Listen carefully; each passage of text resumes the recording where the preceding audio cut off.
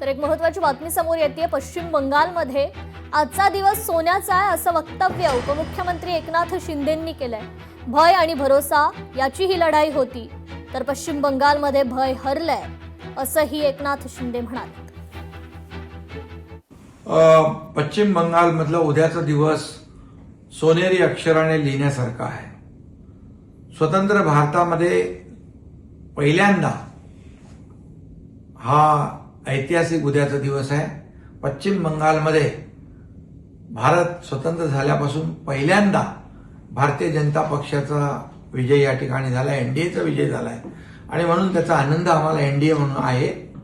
गुंडागर्दी, जंगलराज, करप्शनला लोकांनी नाकारलेला आहे आणि विकास आणि प्रगतीला, विश्वासाला लोकांनी स्वीकारलेला आहे।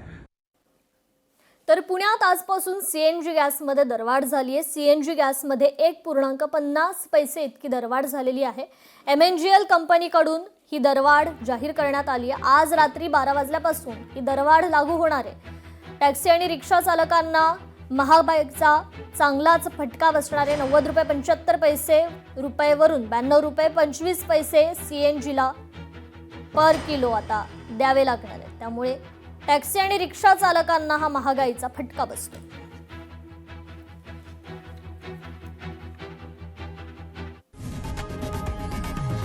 लोकशाही मराठी ऐका, पहा, जागरूक रहा।